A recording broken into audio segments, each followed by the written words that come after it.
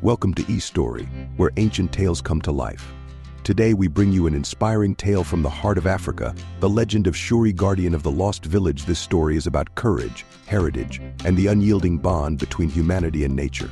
Stay with us as we journey into the lush rainforest to uncover the story of a young girl's incredible destiny. Deep within the dense, emerald canopy of the African rainforest, the village of Akot lay hidden from the world. This village, surrounded by towering trees and vibrant wildlife, was a place of peace and harmony where the villagers lived in sync with nature. The villagers believed in the sacred balance of the land and the protection of their ancestral spirits. In this tranquil village lived a young girl named Shuri. Shuri was no ordinary child. She possessed a rare gift that she had inherited from her ancestors. From a young age, she had the ability to communicate with animals and plants. Her eyes sparkled with the wisdom of the forest, and her heart beat in rhythm with the pulse of nature. Yet, she was unaware of the full extent of her powers. Shuri's life was one of simplicity and joy, filled with the songs of birds and the rustling whispers of leaves.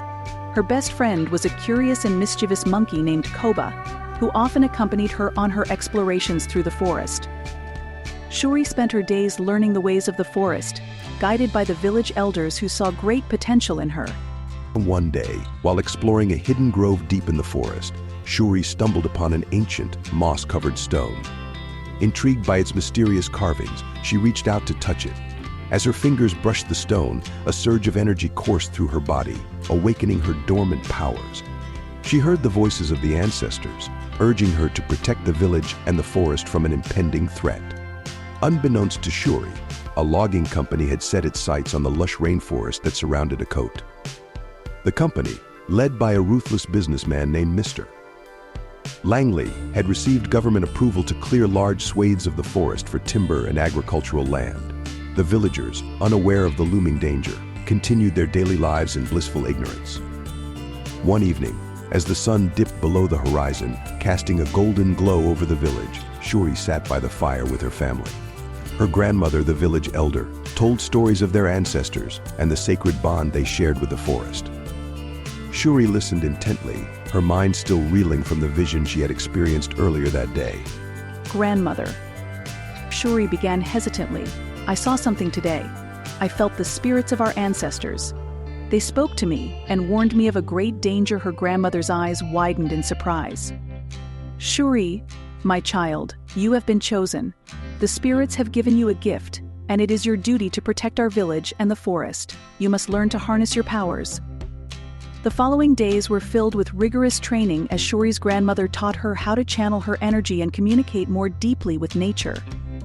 Shuri practiced tirelessly, but doubts lingered in her mind. How could a young girl like her stand against the might of a powerful corporation? As the days turned into weeks, the villagers began to notice changes in the forest. Trees were marked with red paint, and strange men with heavy machinery were seen near the village. Fear and uncertainty spread like wildfire through Akot.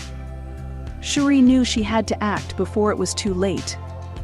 One fateful night, as the village slept under the watchful eyes of the stars, Shuri sneaked out of her hut and made her way to the logging camp. Koba followed silently, his eyes gleaming with determination.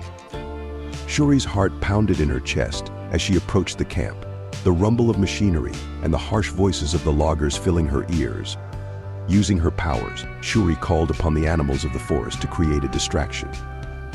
Birds swooped down, screeching loudly, while monkeys and other creatures caused chaos in the camp. Amidst the confusion, Shuri slipped into the main tent where Mr. Langley was poring over maps and documents. "Who are you, Mr.?" Langley demanded, his eyes narrowing at the sight of the young girl. "I am Shuri, a guardian of this forest," she replied boldly. "You must leave this place. The forest is sacred, and your presence here will bring ruin to all, Mr." Langley laughed derisively. "A little girl thinks she can stop me? This land is now ours, and nothing you say will change that." Shuri felt a surge of anger but kept her composure. "You don't understand. The forest is alive, and it will fight back. Leave now, before it's too late." Undeterred, Mr. Langley dismissed Shuri's warning and ordered his men to continue their work. Defeated, Shuri returned to the village, her heart heavy with despair. She had tried to reason with the enemy, but her words had fallen on deaf ears. Back in Akote, the villagers gathered for an emergency meeting. Fear and uncertainty filled the air as they discussed their options. Some suggested fleeing to another part of the forest, while others argued for fighting back. Shuri's grandmother stood up, her voice steady and resolute. "We cannot abandon our home," she said. "We must stand together and protect what is ours. Shuri, you have the power to lead us.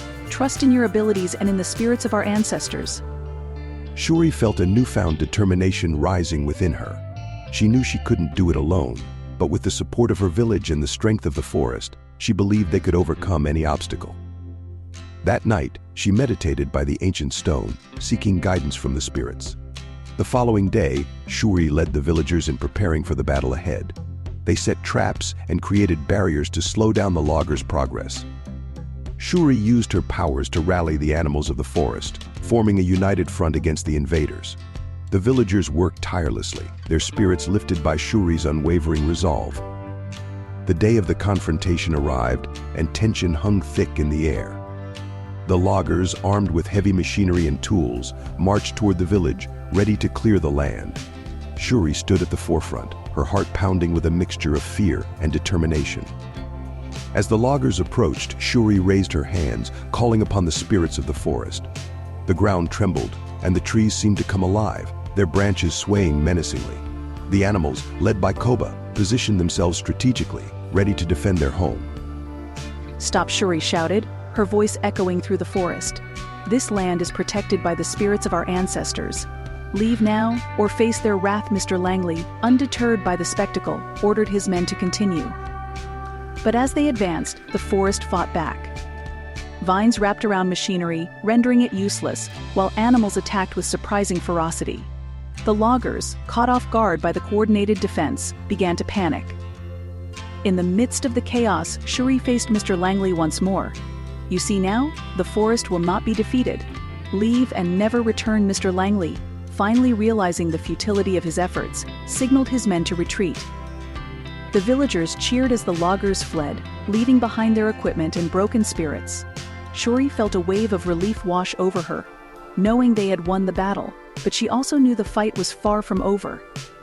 In the weeks that followed, Shuri and the villagers worked tirelessly to restore the damaged parts of the forest.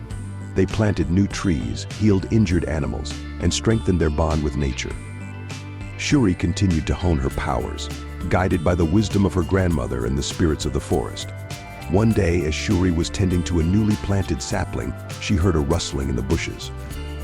She turned to see a group of children from a nearby village, their eyes wide with curiosity and admiration. "Are you the guardian of the forest?" one of the children asked. Shuri smiled and nodded. "Yes, I am. But remember, we are all guardians of the earth. It is our duty to protect and cherish it." The children listened intently as Shuri shared her story and the lessons she had learned. She taught them about the importance of balance, respect for nature, and the power of unity. The children, inspired by her words, promised to take care of their own village and the forest around it. As the sun set over the horizon, casting a warm glow over the village of Akote, Shuri felt a deep sense of fulfillment. She had found her purpose and embraced her destiny as a guardian of the forest. The village, once threatened by destruction, now stood stronger and more united than ever.